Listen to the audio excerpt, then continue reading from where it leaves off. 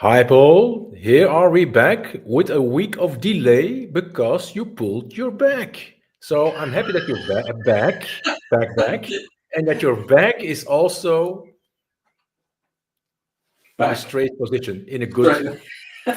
flexible position. So for all the ones who missed us last week, well, terrible sorry. Paul pulled his back. Yeah, afraid I did. Too much Yeah. exercise. But you're looking good now. You're looking good now. You're looking in good shape. So Thank you. seems everything is almost okay. Nature will do its wonders. Yeah, my back is back. Your back is back. Yeah, and we're going to do chapter 6 today, and it's entitled "There's Nothing Wrong with You." Yeah. And first, again, just a mistaken identity, Doug Dane's book, and I think I've mentioned before in previous chapters that we're starting to get to the chapters now where um, you're getting to understand that you all these things that we've learned in our early years, it's not true. It some of it never even happened, and I can relate to this chapter because I certainly felt.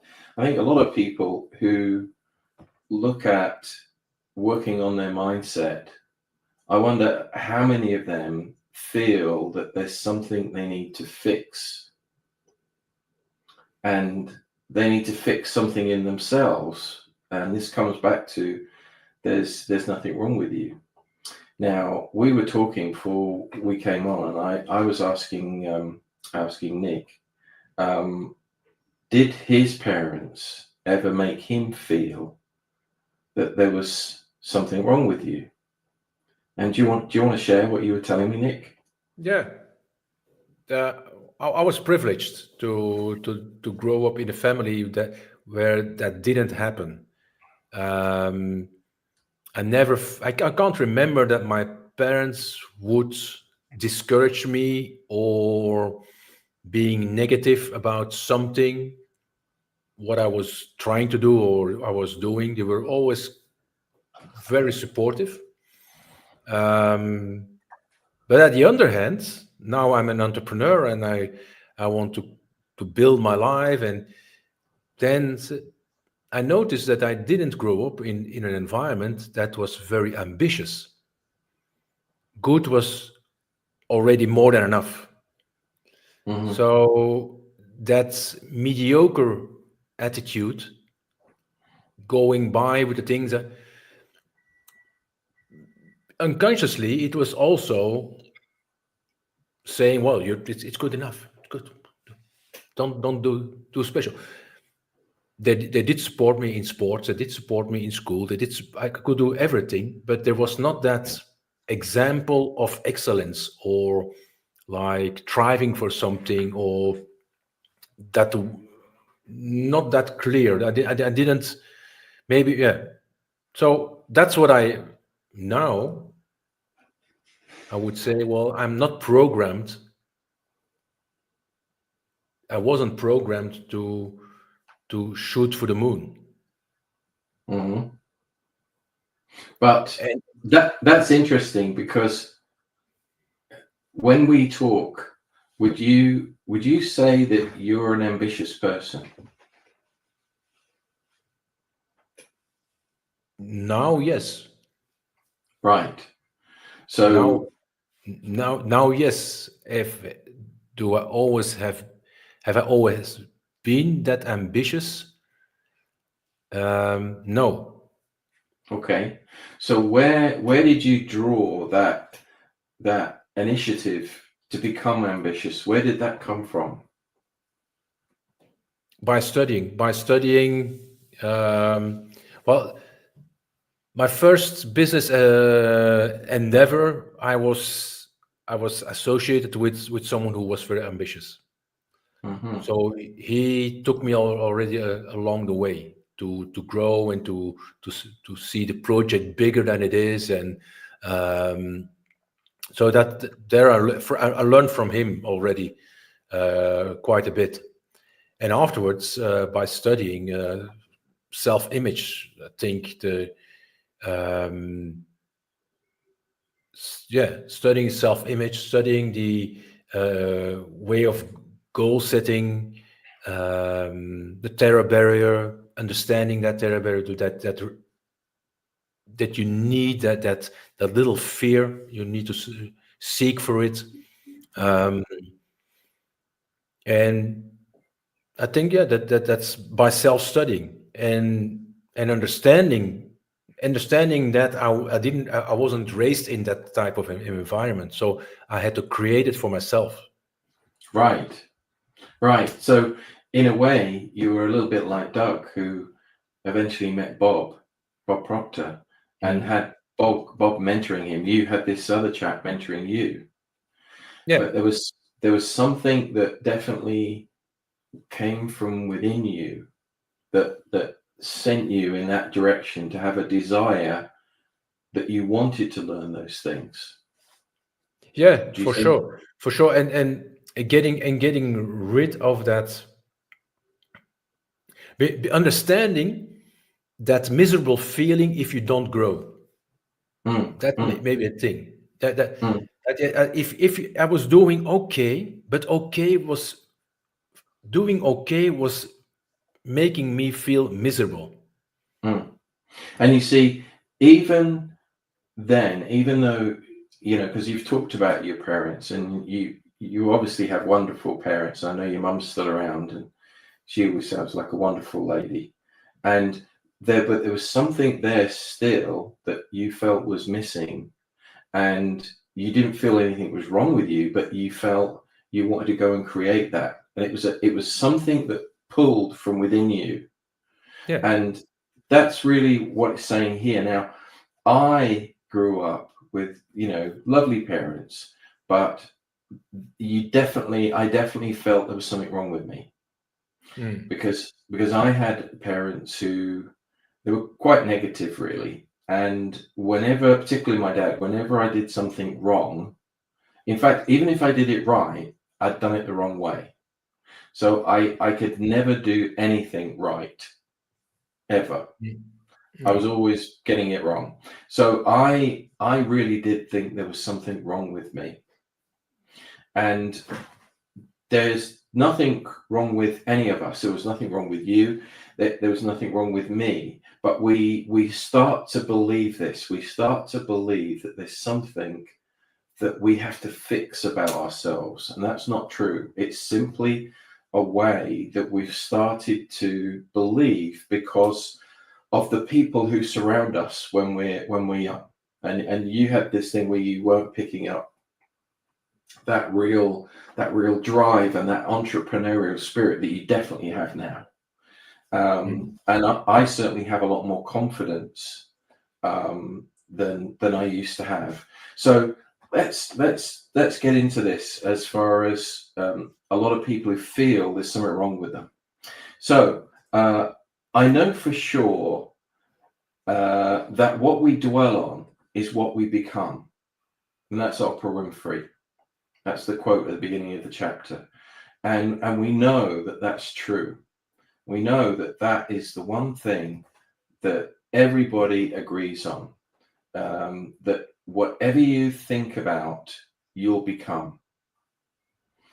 Yeah. And so many people are held back because they feel there's something wrong with them. Let's get into the chapter now. You will not be free until you believe you are free. That's a great statement. What's wrong with me? That was a question I was asking myself over and over most of my life. How about you? Do you find yourself asking that question? I'd ask that all the time and then shake my head in frustration, disgusted with myself. I wasn't the only one making their head. Oh, I wasn't the only one shaking their head, asking me what was wrong with me. Others did too. How did this start? From an early age, I remember my parents punishing me and criticizing me because I did didn't get things right. I didn't do what I was told. My mum would yell at me in her drunken stupor. What the heck is wrong with you? Just to stop there for a second, I remember my father used to regularly say to me, his phrase was, "You worry me." That's what he used to say, "You worry me." Yeah. Anyway, when she would ask that, I wouldn't have an answer, but it became a question I took on and carried forward into my adult life. I really didn't believe there was something wrong with me. I really believed there was something wrong with me. I could feel it. I was nervous, anxious, and scared, and I was making all kinds of mistakes and breaking the rules. There must be something wrong with me, but still, I never got an answer to that question. I was born on October 30th, the day before Halloween. In Canada, where I grew up, the day before Halloween was called Devil's Night. Kids would go out and throw eggs at people's homes, smash pumpkins, and vandalize the neighborhoods. When I was little, my mum called me a little devil. My adopted brother was born the day before Valentine's Day, and he was a little angel. I fulfilled that devil role. I was a bad kid and got in a lot of trouble. As I grew older, I kept wondering, what's wrong with me? If you've been asking yourself that question, you probably haven't got an answer either. The reason why you haven't got an answer is because there's nothing wrong with you. Now you might say, Doug, if you only knew what I've done. Let me tell you, you wouldn't have done what you did if you were brought up believing something different about yourself. That's what you must get straight in your mind. The main reason you did things wrong is because of what you were told when you were little. The reason you feel like there is something wrong with you comes from years of believing lies told to you about yourself that were never true. There is nothing wrong with you. The only thing that's wrong is what you believe about yourself, which caused you to do what you did. And that makes you feel like something is wrong with you. After years of struggle and abuse, and then self-abuse, trying to mask the pain of feeling off, I finally figured it out. There's nothing wrong with me. That's why I never got an answer to that question. Say it out loud. There's nothing wrong with me. It took me a long time to come to that conclusion. I had to make so many mistakes that I believed there must be something wrong with me. The thing I felt the worst about was that I always cheated in my relationships. I was a good person, but I kept doing things wrong. I had become a philanderer, like my adopted father. That was wrong. I liked the attention I would get from women because it gave me temporary validation. But the self-loathing after the fact was debilitating. I kept beating myself up for my mistakes, and the shame piled up.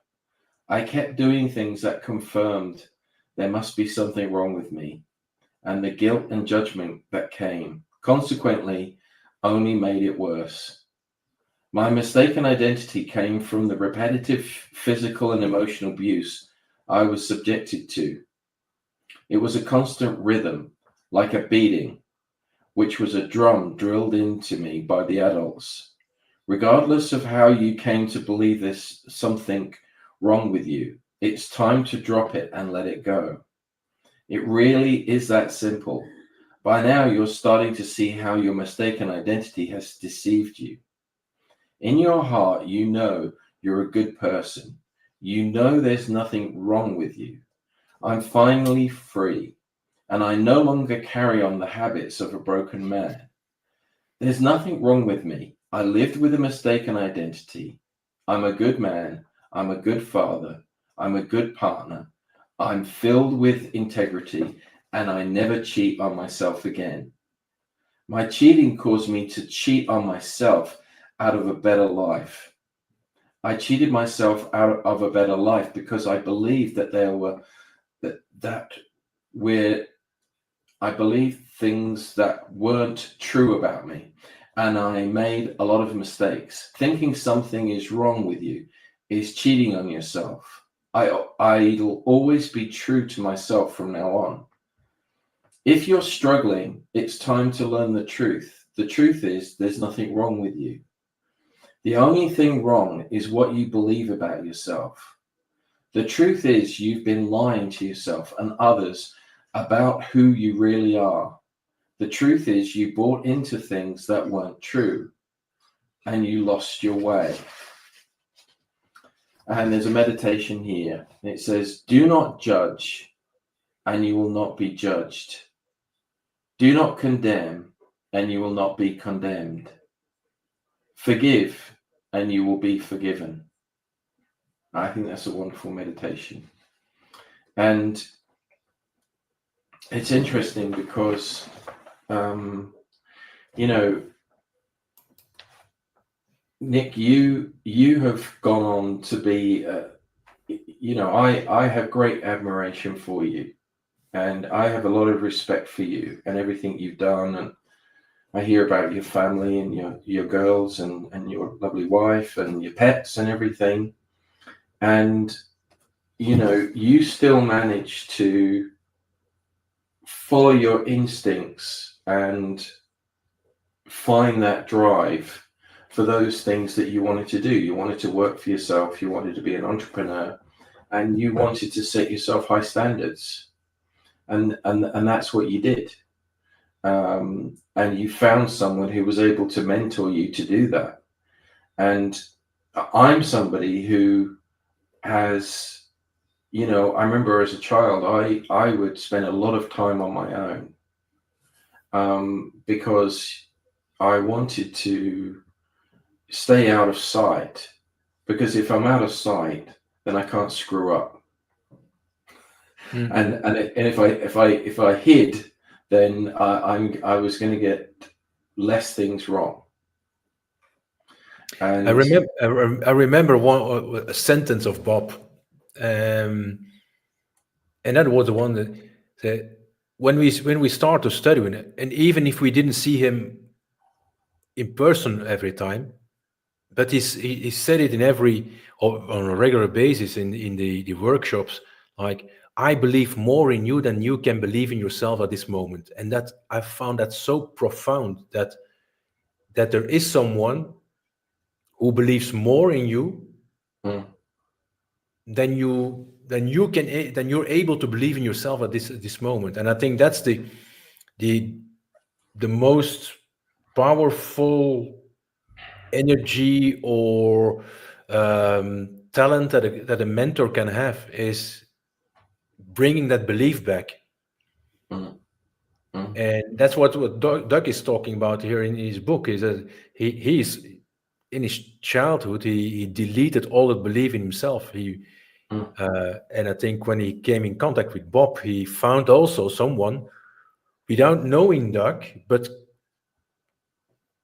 because of the awareness of Bob, and because of the awareness that we learn in Think and Grow Rich and Science of Getting Rich and Never Goddard and all those beautiful books, we learn that we all have that potential. And if you see the potential in someone, you can bring it to the surface. And I think, you know, when I speak to Doug, he still will have doubts sometimes. He will still have fears. He will still have all sorts of feelings, some positive, some, you know, perhaps not. And the thing is that it doesn't mean there's something wrong with you, as you were bringing up earlier about fear. If you feel fear, if you feel anxious, if you feel you don't get everything right. I've listened to Doug read this book, and he can read much better than I can.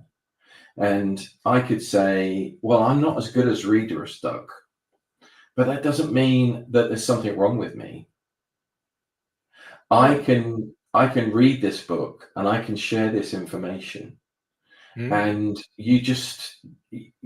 you don't need to think about or compare yourself with some sort of standard that you feel someone else is achieving that you feel you need to do or you feel you're not doing. You need to just ease up on yourself. All of us do, and you need to understand that there's nothing wrong with us, Yeah. and that And all these. I think, Paul, I think what you said earlier, that okay, Doug has also his doubts and his feelings and his fear. Mm, I think at every level at every moment in your life, you will have them. mm, They will never disappear mm, because if you're growing, you will always encounter new challenges. The challenges will be bigger, probably, or different. mm, Um, but the thing about it is that the more that you start to be interested in you mm, and understanding you and how that you function and how that you can use your mind, mm, it's like understanding gravity. It's not because that you understand gravity that you can jump out of a window. mm, It's still gravity is still there. You will mm, make better use of gravity or the law mm, of electricity. It's not mm, because you. I'm really. I would like to know more about electricity. mm, There are a lot of things that I can fix but electricity is still is a part I'm not really familiar with. mm, So there I could do really stupid things, not because of the law of electricity, but because of my lack of understanding. mm, So it is something. It's a question that often is asked: is if you're mentoring people, if you are sharing this information, it's like, oh, now you have to be like perfect. Well, I'm far from perfect. I'm studying yes. every day. And I'm doing my best to getting better every day to understand myself better every day. Mm, But by understanding yourself, by studying this, you're giving yourself more freedom and tools to mm, progress, and mm, you stop turning in small circles. mm, Like you can go spiral wise up instead of like a torpedo down or whatever, like a mm, jockery, like everything you go up and you go down, up and down. Now you start to understand your mind, and that's a beautiful, yeah, environment where we're in. If once you get interested in that, and when once you start to believe that there's much more than that you at this moment maybe can believe in. mm, mm. Absolutely. I think certainly for me, when I started studying, I think I had a picture in my mind that all of a sudden I would be this cool person who would, you know, not have any worries and everything would just happen perfectly. And of course, that's not what it's like at all.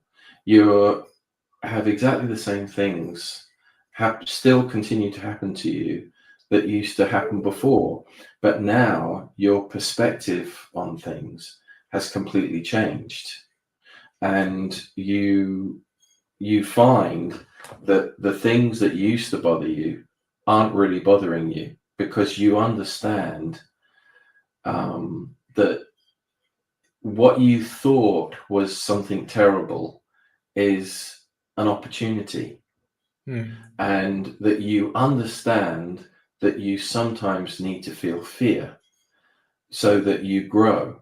You understand that you have to go through challenges because they're actually opportunities. And for me, the difference is that I used to think that's just people being extra positive about it.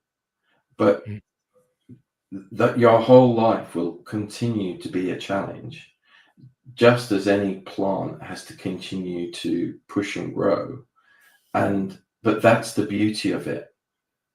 That's how you grow. Yeah, And once you can see things for what they truly are, that's when life gets really interesting, I think. yeah. What I said previously is that the period I felt the most miserable was the period that I didn't grow. Mm. I didn't see myself grow. I was stuck somewhere, and I was not going down. I had some difficult periods. I minimized those periods. That's also a lesson I took. I don't talk about it anymore because the words you speak Yeah. are the bricks of your home that you will live in. So, What you uh, feed will grow. yeah. And lastly, I heard someone has said it. Well, just make it a habit. If someone asks you, "How do you feel?" Outstanding. Don't unless you're in front of your doctor or your mentor or whatever. Don't talk about your problems. Mm. It doesn't. If you talk about your problems, you make them all only bigger. Mm.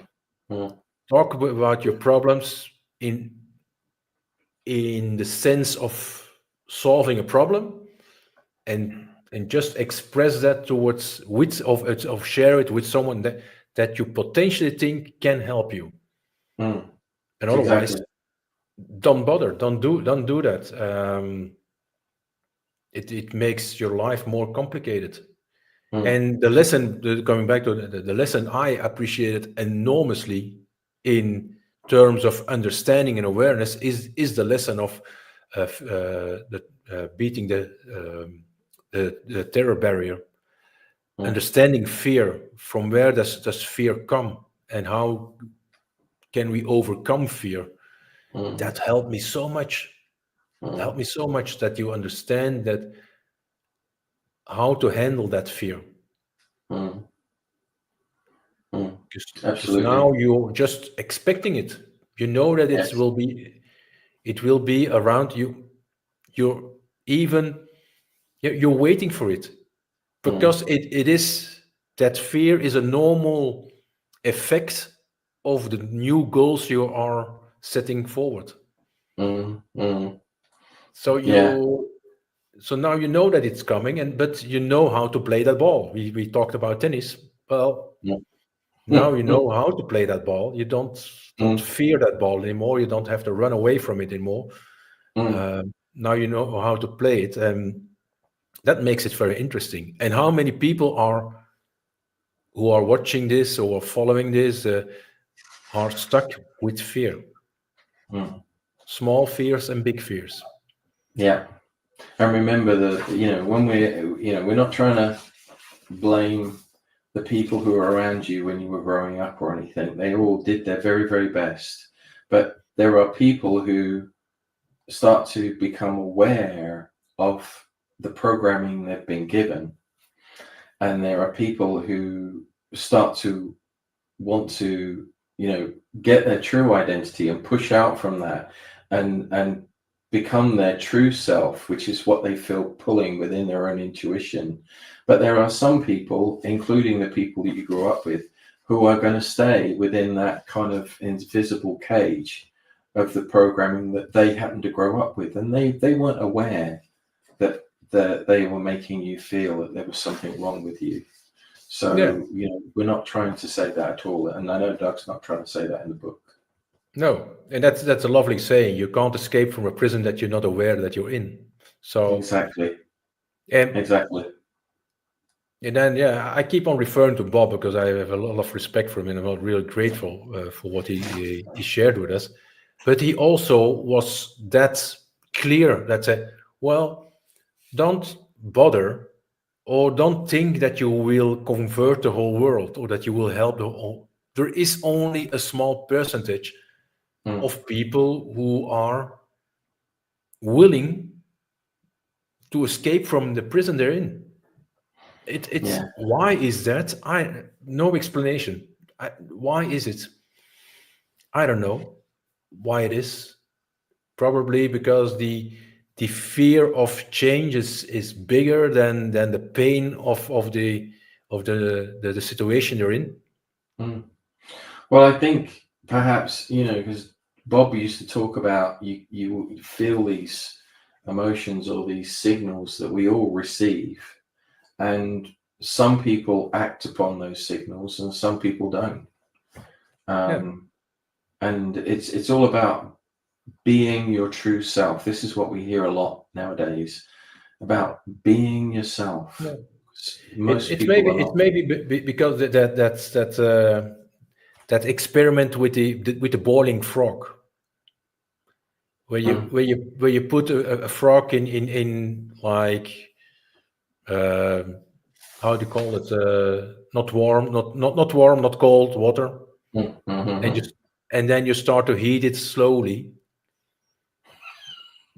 That slowly heating is Are like they, all the are, beliefs that you are feed. It's like are they're they, not are they they don't some of harm you. those, Eh? are they some of the things that you were doing when you were a little boy?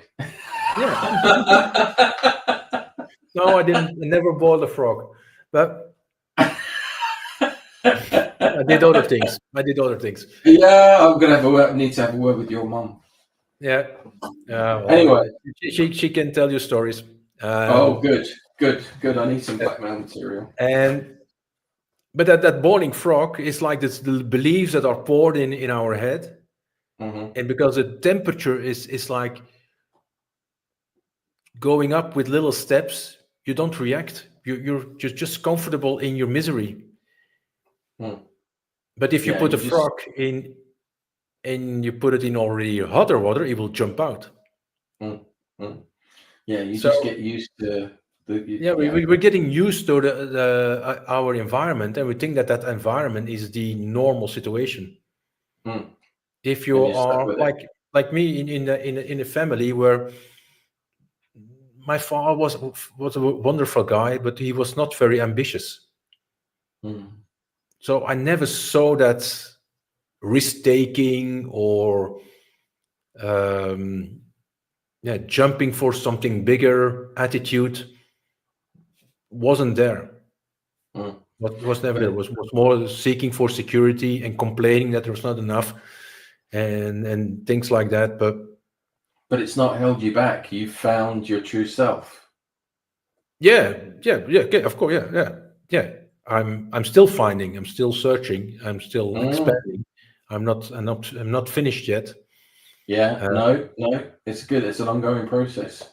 yeah. Okay, So shall we do the action points? yeah, Okay, so it says here, if your young child came to you and asked, "Mummy, Daddy, what's wrong with me?" What would you do? You'd reassure them of the truth and tell them there's nothing wrong with them. You need to do the same for yourself. Make a list of the things you think are wrong with you. Where did those things come from? It's like asking your child, "Who told you that, honey? Where did you hear that?" Strike out all the things that aren't true. You may find it a bit challenging to face the truth. The resistance you feel is coming from a lie that you believe. Give yourself a chance. There is good in you. Let it rise up. You're a good person and you deserve good.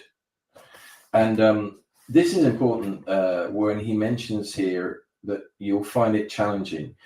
If you follow the things in this book, you will find lots and lots of challenges, because what the book is doing is it's disrupting the programming, the thoughts that you've been living with, mhm, and that can really be very disruptive.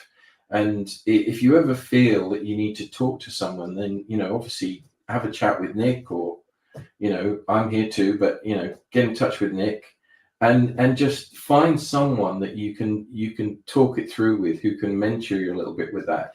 But the whole thing of feeling like you're going through something emotional, that's a good thing. It means the book is disrupting your current thoughts. yeah, So, it can feel even quite upsetting at times, but that's exactly what's supposed to happen. yeah, It's meant to disrupt. yeah. You should feel that little friction inside, that resistance inside when you do the exercise properly.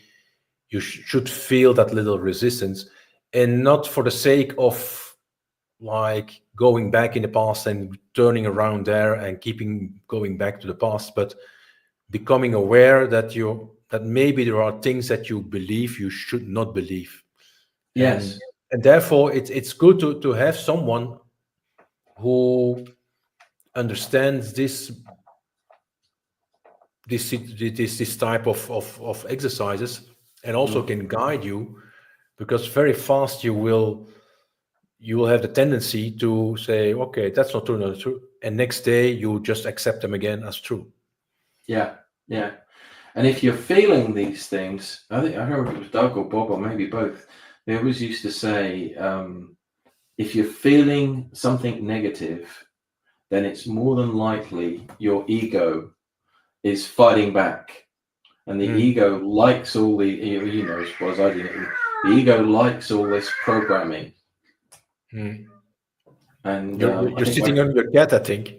yeah, I think Archie, he's going through some, yeah, he's trying to sort out some of his challenges at the moment. Yeah. He's having some disruption, Yeah. but yeah, yeah. Okay, Paul, So let's bring this to the landing. I think we yeah, talked a lot already, and we dumped a lot of ideas on our audience. mm, And the goal is to inspire them and to keep on mm, going in this process, mm, and find their better identity, their self-serving identity, and not mm, their false identity. mm. There's so much power in all of us. Mm. We've been born with it. Yeah, yeah. I love that saying, and like take that as if you're made in God's image, then you have to be grateful. Mm, mm, So otherwise, he did a bad job. mm. And he never does a bad job. No, otherwise it wouldn't be God. Mm, So if you know that, if you only could accept that ID, if you only could accept that ID, that would mm. be great. Yeah. That would be a start of something. God, universe, you know, whatever it is that you know, there is a power. Yeah, that's something. Well, like when we talk about God, when I talk about God, I don't talk about religion. No, I don't talk about rules no. or a system, or no. I talk about a universal principle, like Mm, laws, mm, mm, things that are true, the real truth. mm, mm. Okay, thank All you, right. Paul. It was Thank again you, an Nick. honor to have you here again.